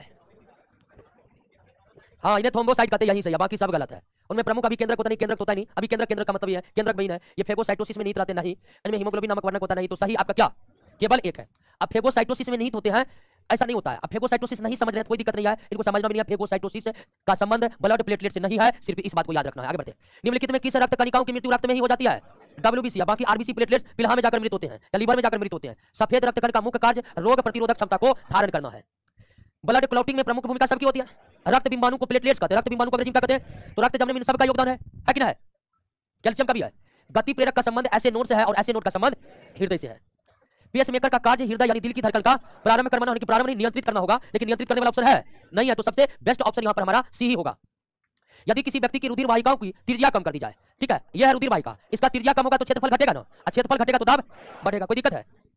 रक्त का शुद्धिकरण किडनी में भी होता है, फेफड़ा में भी होता है और हर जगह होता है। किडनी में रक्त के यूरिया को निकाला जाता है, फेफड़ा में रक्त के कार्बन डाइऑक्साइड को निकाला जाता है और लीवर में रक्त के विषैले पदार्थ को निकाले जाते हैं। इस तरह शुद्धिकरण की अगर बात करिएगा तो ये तीनों जगह पर होते हैं। मानव रुधिर में कोलेस्ट्रॉल की मात्रा 140 से 80, यहां पर इसका सबसे सटीक आंसर यही है दोस्तों, ठीक है। और ये बोर्ड एग्जाम यानी SSC board, central SSC board पूछा है और उनके द्वारा जो प्रस्तावित आंसर है वो सी है, ठीक है। लेकिन अगर कोलेस्ट्रॉल की मात्रा अगर एनसीईआरटी बुक में देखिएगा तो एनसीईआरटी में 150 से 200। फास्टिंग के दौरान ब्लड शर्करा की मात्रा कम होती है और 80 से कितना? वैसे 80 से 120 होता है, लेकिन स्थिति क्या है फास्टिंग के लिए, इसलिए 120 से घटकर कितना हो गया? 100 हो गया। लंबा फास्टिंग में जैसे 80 से कम होता है तो आदमी बेहोश हो जाता है। रक्त में निम्न कथनों पर विचार कीजिए। रक्त में ग्लूकोज की मात्रा 80 से 120 मिलीग्राम होता है, कोलेस्ट्रॉल 150 से 200 है, यूरिया 18 से 38, सभी कथन क्या है? सही है। रक्त स्राव कितने समय बाद रक्त थक्का बन जाता है? अधिकतम कितना लगता है? 10 मिनट, तो 5 से 10 मिनट। रक्त में पाई जाने वाली धातु लोहा है, रक्त में पाई जाने वाली धातु कौन है? कथनों पर विचार कीजिए। लाल रक्त कण आरबीसी का आकार बाइकॉनकेव, यहाँ बाइकॉनकेव होगा, कौन छूट गया है? उभय अवतल को बाइकॉनकेव कहते, सही है। श्वेत रक्त की आकृति निश्चित नहीं होती है, बिल्कुल। प्लेटलेट्स अनियमित आकृति के तारानुमा कोशिका, बिल्कुल तारानुमा कोशिका, ठीक है, या इस तरह से या इस तरह से। तो ब्लड प्लेटलेट्स भी अनियमित आकार के होते हैं। तो तीनों कथन आपका क्या है? रक्त समूह का खोज किसने किया है? Karl Landsteiner. लगता है ब्लड ग्रुप का इलाका आ गया है। क्वेश्चन को ये भी एकदम हर क्वेश्चन को सिस्टम में लगा दिया, बिखरे आए नहीं है, ताकि आपको याद करने में क्या हो। अच्छा, अब देखो पौधा क्वेश्चन एक जगह है, हृदय का क्वेश्चन एक जगह है, ब्लड का क्वेश्चन एक जगह है, ब्लड ग्रुप का क्वेश्चन एक जगह होगा सारा, ठीक है। तो बस आपको अगर दरोगा का नौकरी नहीं होगा, अगर नहीं हुआ तो उसका एकमात्र कारण होगा कि घर पर बैठ कर आप पढ़े नहीं, दूसरा कोई कारण हो ही नहीं सकता, ठीक है। और ध्यान रखिएगा, बहुत जो दरोगा बन गया आलतू फालतू बात बोलता है मार्केट में, उसके चक्कर में नहीं पढ़ना है। वो तो किसी तरह, ठीक है, दरोगा बन गया, उसको विश्वास तक बन जाएंगे क्या? तो जो बन गया लक्ष्य बन गया, तो वो एकदम फालतू बात मार्केट में बोलते, कुछ नहीं समझना उसका। एक ही तरीका है, बैठ कर पढ़ते रहना, और जरा सा भी समय बर्बाद करिएगा तो इसको खेल मत समझिए। नौकरी प्राप्त करना वर्तमान समय में ईश्वर प्राप्ति के बराबर है, ठीक है। हाँ, इसके लिए एकदम भगवान महावीर और गौतम बुद्ध जैसे तपस्या करना पड़ेगा आपको, और तपस्या में आपको ये करना पड़ेगा, घर पर बैठना पड़ेगा, कुर्सी खरीद लीजिए बैठकर। बहुत एक बेड पर बैठकर पढ़ता है, वो भी थोड़ा सा इरिटेट कर देता है बैठते बैठते, तो कुर्सी बिल्कुल खरीदिए और बैठकर पढ़ते रहिए, सारा समय पढ़ने का यूज कीजिए। और पढ़ना बिल्कुल आसान कर दिया आप लोगों का, सिर्फ आपको क्वेश्चन करना है। रक्त समूह की खोज हेतु लैंड एस्टिनर को किस वर्ष नोबेल पुरस्कार मिला? 1930 में मिला था। 1901 में खोज किया था, 1930 में मिला था। एबी और रक्त समूह का खोज कार्ल लैंड, देखिए मिस्टेक करने के लिए कार्ल कोलर दे दिया है, हर बड़ा कर बहुत आदमी ये मारकर निकल जाएगा परीक्षा में। एबी रक्त समूह में एंटीबॉडी नहीं होते हैं। एबी में दोनों एंटीजन है, जहां दोनों एंटीजन होगा वहां कोई एंटीबॉडी। किस रक्त समूह में कोई एंटीजन, किस रक्त समूह में कोई कोई एंटीजन उपस्थित नहीं रहता है? तो कोई एंटीजन उपस्थित वहां नहीं रहेगा जहां दोनों एंटीबॉडी होंगे, और दोनों एंटीबॉडी कहां है? ओ में, इसलिए इसमें कोई एंटीजन नहीं पाए जाते हैं। रक्त में एंटीजन कहां रहता है? आरबीसी के कोशिका झिल्ली से चिपके रहते हैं, एंटीजन कोशिका झिल्ली से चिपके रहते हैं, और एंटीबॉडी ब्लड प्लाज्मा में पाए जाते हैं। एंटीबॉडी मौजूद रहते हैं ब्लड प्लाज्मा में। एंटीजन एक ऐसा पदार्थ है जो एंटीबॉडी निर्माण को बढ़ावा देता है, और एंटीबॉडी को प्रतिरक्षी भी कहते हैं दोस्तों। ये भी ऐसा रक्त समूह है जिसमें दोनों एंटीबॉडी पाए जाते हैं, नहीं, ये भी में दोनों एंटीजन होते हैं, कोई एंटीबॉडी। वो समूह में कोई एंटीजन नहीं पाया जाता, बिल्कुल। वो में दोनों एंटीबॉडी पाए जाते हैं, कोई एंटीजन। तो कथन दो ही सही है और एक क्या है? गलत है। एंटीबॉडी का मुख्य कार्य संक्रमण के विरुद्ध होता है या फिर शरीर के प्रतिरक्षा प्रणाली को मजबूत करना होता है। किस रुधिर वर्ग में कोई एंटीबॉडी नहीं पाया जाता है? एबी में। और एबी में कोई एंटीबॉडी इसलिए नहीं पाए जाते हैं क्योंकि इसमें दोनों एंटीजन उपस्थित है। बी प्रकार का रुधिर वाला व्यक्ति आकस्मिक संकट में किस प्रकार के रुधिर वाले व्यक्ति को रुधिर दान कर सकता है? तो बी वाला बी को तो देगा ही, ए बी सबसे ले सकता है तो बी भी उसे, तो बी आकस्मिक संकट के दौरान बी को ब्लड दे सकता है और ए बी को ब्लड दे सकता है, मतलब रुधिर दान कर सकता है। ए प्रकार का रुधिर वाला व्यक्ति फिर ए को और ए बी को देगा, और सभी ब्लड ग्रुप अपने ब्लड ग्रुप को ब्लड देते हैं, लेते हैं। ए बी सबसे ब्लड लेता है लेकिन देता है सिर्फ ए बी को, ओ सबको ब्लड देता है लेकिन लेता है सिर्फ ओ से। तीन बात याद रखना है। रक्त ओ समूह वाला व्यक्ति किस रक्त समूह के व्यक्तियों से रक्त ले सकता है? तो केवल दे सकता है चारों ब्लड ग्रुप को, ओ ब्लड ग्रुप चारों ब्लड ग्रुप को ब्लड दे सकता है। रक्त समूह एबी वाला व्यक्ति किस रक्त समूह के व्यक्तियों को रक्तदान कर सकता है? एबी वाला केवल एबी को दे सकता है। किस रक्त वर्ग में दोनों एंटीबॉडी पाए जाते हैं? दोनों एंटीजन एबी में। शरीर का विशालतम धमनी महाधमनी है, और महाधमनी को अंग्रेजी में क्या कहते हैं? एओर्टा कहते हैं। एबी रक्त वाला व्यक्ति किसी भी वर्ग से रक्त ले सकता है, यही सही है। एबी रक्त वाला व्यक्ति किसी भी वर्ग से रक्त ले सकता है। मानव रक्तदान के लिए कौन सा रक्त समूह सार्वत्रिक यूनिवर्सल डोनर? ओ, जब ओ प्लस माइनस कर दे तो यूनिवर्सल डोनर क्या होगा? माइनस वाला होगा। यूनिवर्सल डोनर वो होगा जिसमें कोई एंटीजन नहीं हो, आरएच वाला भी एंटीजन नहीं हो, और आरएच वाला एंटीजन अगर ओ में नहीं है तो वो क्या हो जाएगा? जैसे आप प्लस माइनस कर देना तो कौन सार्वत्रिक यानी यूनिवर्सल डोनर है, और उसमें दो ऑप्शन दे दे, ओ पॉजिटिव ओ नेगेटिव, तो ओ नेगेटिव होगा यूनिवर्सल डोनर। रुधिर वर्ग ओ वाले व्यक्ति को यूनिवर्सल डोनर कहते हैं क्योंकि एंटीजन ए तथा बी दोनों अनुपस्थित होते हैं, या उसका उत्तर यह भी होगा कि इसमें दोनों एंटीबॉडी उपस्थित होते हैं। किस रक्त समूह को यूनिवर्सल एक्सेप्टर कहते हैं? ए बी को। रुधिर वर्ग ए बी को यूनिवर्सल एक्सेप्टर कहते हैं क्योंकि इनमें एंटीबॉडी ए बी दोनों अनुपस्थित होते हैं, या इनमें दोनों एंटीजन पाए जाते हैं। नीचे एक अभिकथन ए और कारण आर दिया है। अभिकथन ओ रक्त समूह वाले व्यक्ति को यूनिवर्सल प्राप्त करता नहीं, यूनिवर्सल दान करता कहा जाता है। ओ प्रकार के रक्त में कोई एंटीजन नहीं होता है, बिल्कुल सही है, ए सही है लेकिन आर, ओ सॉरी हाँ, ए गलत है लेकिन आर सही है, ए गलत है लेकिन आर सही है। यदि माता पिता में किसी एक का रुधिर वर्ग ए बी और दूसरे का ओ हो तो बच्चे का या तो ए होगा या बी होगा, ए या बी होगा। याद किए थे ना गुलाम? देखिए ए बी गुना ओ में देखिए तो ए बी गुना ओ का देखिए कॉम्बिनेशन ए या बी है ना, तो वो याद होगा तभी इस तरह का क्वेश्चन बनेगा। ठीक है, कॉलम याद होगा हेरिडिटी वाला, तभी इस तरह के प्रश्न को आप बना सकते हैं। आगे बढ़े। यदि उल्टा ले रहिएगा, यदि किसी पुरुष का रक्त वर्ग ए बी हो, महिला का बी हो, तो संतान में ए बी हो सकता है, बी भी हो सकता है और ए भी हो सकता है। तो कौन नहीं हो सकता? ओ नहीं हो सकता है। क्लियर? यदि दोनों जनकों का रुधिर वर्ग A B Guna A B में ए बी होगा, बी भी होगा और यानी ओ नहीं होगा, तो इसका आंसर क्या होगा? ए बी और ए बी। ठीक है ना? आगे बढ़ते हैं। यदि एक पिता का रक्त वर्ग ए है और माता का ओ है तो पुत्र का ए होगा या, तो कौन रक्त वर्ग उपस्थित नहीं हो सकता है? ए बी भी नहीं उपस्थित हो सकता, और तो यहाँ ए और बी दोनों आंसर होगा, मिस्टेक है। ठीक है, ए बी होगा और बी भी होगा। तो अगर माता पिता ए हो तो बच्चा भी क्या होगा? ए या ओ होगा, यानी कौन नहीं होगा? तो ए बी और बी नहीं होगा, जो नहीं होगा वही पूछ रहा है, तो यहाँ पर मिस्टेक है, ए बी दोनों होगा। एक पिता और माता का रक्त वर्ग ए ओ है तो बच्चे का संभावित तो ए होगा और ओ होगा, तो ए तो है नहीं, आंसर क्या होगा? सी होगा ना? और नहीं है तब इसका आंसर क्या हो जाएगा? अरे हल्ला मत करिए, आवाज गूंजता है। तो यदि पिता और माता का रुधिर वर्ग क्रमशः ए और ओ है तो संभावित रुधिर वर्ग क्या होगा? ए या ओ होगा, तो कौन संभव नहीं है? तो बी भी संभव नहीं है। यहाँ ओ को काटिए, तब इसका आंसर दीजिए क्या? डी। अरे ऑप्शन सटीक नहीं है इसका, यहाँ भी मिसप्रिंट है। तो प्रश्न, हल्ला मत करिए 129 का क्वेश्चन गलत है। आगे बढ़िए। यदि माता पिता में क्वेश्चन कोई ऑप्शन सटीक नहीं है, मिस्टेक है। वैसे भी इस सवाल को बनाना कैसे, तो याद कर लेना कॉलम को याद करेगा, कोई दिक्कत नहीं है। 129 नंबर प्रश्न गलत है। यदि माता पिता का एक का रुधिर वर्ग ए है और दूसरों का ओ है तो संभावित रुधिर वर्ग ए या ओ होगा, यानी सेम प्रश्न यहाँ पर भी। ठीक है, तो यहाँ पर आपका आंसर सटीक है। रक्त समूह ए वाला व्यक्ति केवल ए को ही रक्त दे सकता है? नहीं, ए बी को भी दे सकता है। रक्त समूह ए वाला व्यक्ति केवल ए बी से ही रक्त दे, यानी ए बी को ही रक्त दे सकता है। बिल्कुल ये सही है। बी नंबर क्या है? प्लस को प्लस का रक्त एवं माइनस को माइनस का रक्त ही दिया जा सकता है, नहीं है। ठीक है, यानी कि माइनस को प्लस का रक्त पूरे जीवन काल में एक बार दिया जाता है, लेकिन माइनस वाला का रक्त प्लस वाले को दिया जा सकता है, कोई दिक्कत? तो ये भी गलत है। रक्त समूह ओ वाला व्यक्ति केवल ओ को ही रक्तदान कर सकता है, नहीं सबको दान कर सकता है, तो सही केवल कौन है? बी। आरएच फैक्टर का पता लैंडस्टीनर और आरएच फैक्टर बंदर से, जिसका नाम था रिसस मकाका। आरएच एंटीजन सर्वप्रथम रिसस मकाका बंदर। निम्नलिखित में रक्त समूह जोड़े में किसमें रक्त का अभिसंश्लेषण हो जाएगा, एल्यूटिनेशन हो जाएगा? तो एक रक्त को देंगे कोई दिक्कत है, लेकिन एक को भी रक्त दिया जा सकता है, दे दीजिएगा तो यही अभिसंश्लेषण हो जाएगा, अर्थात शरीर के भीतर ही रक्त जम जाएगा।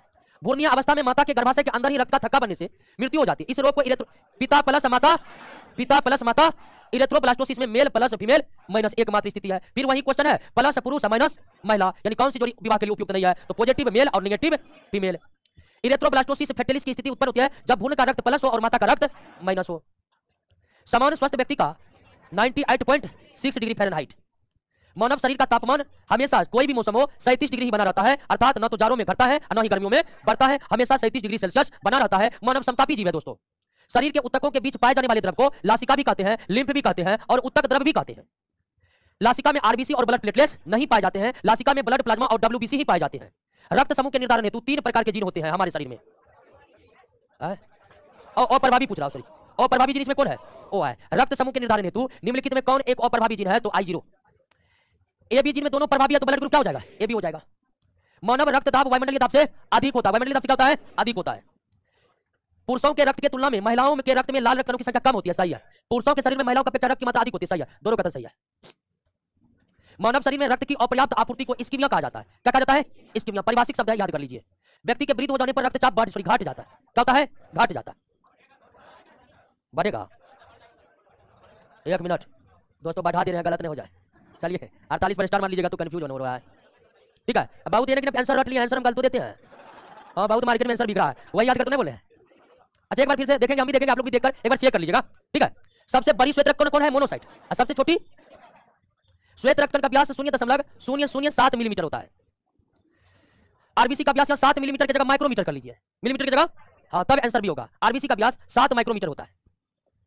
मानव शरीर में शुद्ध तथा अशुद्ध रक्त एक साथ प्रभावित होता नहीं, अलग अलग, बिल्कुल। शुद्ध धमनी से, अशुद्ध शिरा से, तो कथन दो सही है। एक क्या है? लाल रक्त कण की संख्या हीमोसाइटोमीटर से मापा जाता है। ब्लड में आरबीसी की संख्या हीमोसाइटोमीटर से मापा जाता है। किसका केंद्रक पालीभूत होता है? ठीक है, तो इओसिनोफिल, इओसिनो को एसिडोफिल भी कहते हैं, एसिडोफिल भी कहते हैं। चलिए दोस्तों, तो एक क्वेश्चन गलत है और एक क्वेश्चन में जो कंफ्यूजन पैदा हुआ वृद्ध व्यक्तियों का ब्लड प्रेशर, तो उसको एक बार आप देख लीजिएगा, ठीक है। तो मिलते हैं नेक्स्ट क्लास में नए चैप्टर के साथ। चलिए ऑनलाइन वाले दोस्तों, मोहम्मद जहीर अली, मनीषा कुमारी, अनुभव कुमार,